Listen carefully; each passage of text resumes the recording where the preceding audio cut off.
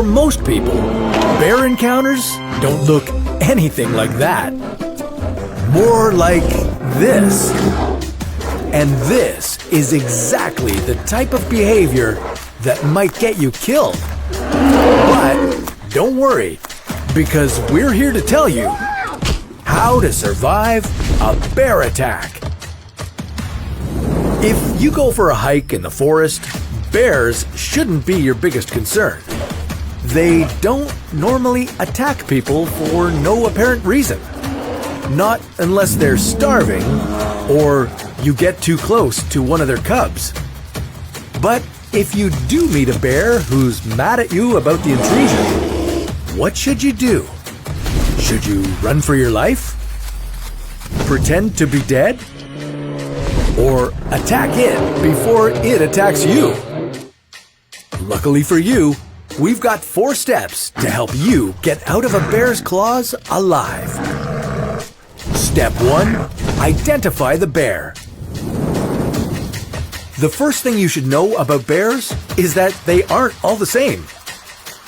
Before choosing your survival strategy, you have to figure out what kind of bear you've encountered. To make things even more fun, let's take the biggest male bears and enter them into a boxing match with you. Our number 1 bear is the brown bear or grizzly. He has brown to medium dark fur, round ears, a hump above the shoulder, and long claws. His body length reaches 2 meters. Moving on to number 2, the black bear.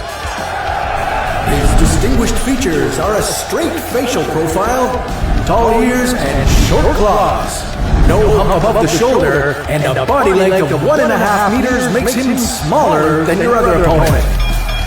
Finally, the polar bear. Thick white fur, short tail, and massive paws. His body stretches up to a whopping 3.3 meters. Step 2, read the room. Not all bears are going to attack you on sight. For example, black bears aren't as aggressive as grizzlies unless they feel threatened. But if you find yourself alone in the Arctic and a polar bear is charging at you, today is not your lucky day. To a polar bear, you're prey at first sight. Step 3, use the first line of defense, bear spray. If you like to walk around the forest with a firearm in your hands, I have news for you. There are things more effective against a bear. Bear spray works on all bears. You should keep it in your front pocket anytime you go into bear territory. Because if, say, a brown bear attacks you, you only have a few seconds to fire. So pull yourself together, steady your arms, and aim for the bear's nose, eyes, and mouth. Wait until he is 10 meters away and then spray for about 2 seconds. Then retreat as fast as possible. But what if you don't have bear spray? What should you do then? Step 4, choose your survival strategy. If you end up on a date with a black bear, you might be relatively safe, but don't ruin the moment by climbing up a tree. Black bears are much better climbers than you are. And don't try to play dead. Black bears don't fall for that. Instead, hit the bear with a stick, throw stones at him, show him who's boss. With grizzlies, it's different.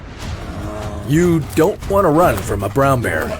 He'll catch you and eat you before you know it. Your best bet is to fall in the fetal position and protect your head, neck, and stomach. That's what I call playing dead. If a grizzly doesn't feel threatened, he'll leave.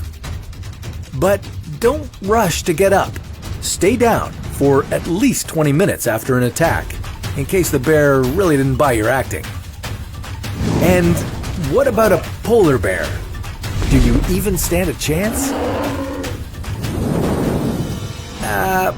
Polar bears aren't going to be fooled by your intimidation act. And fighting a 1-ton polar bear isn't a great idea either. Once again, bear spray is your best bet. But if you do end up fighting a polar bear, attack as if your life depends on it, because it does. Try to aim for the nose or eyes and watch out for those deadly paws. Ultimately, the best way to survive is to avoid an encounter in the first place. Fortunately for you, most bears will retreat before you even know they're there. A forest can be a dangerous place, even when bears aren't involved. Everything looks the same and... Wait, did I pass this tree already? Am I lost? Alone? In the forest? Well, while your phone still has some power, you better watch another video to help you survive whatever awaits.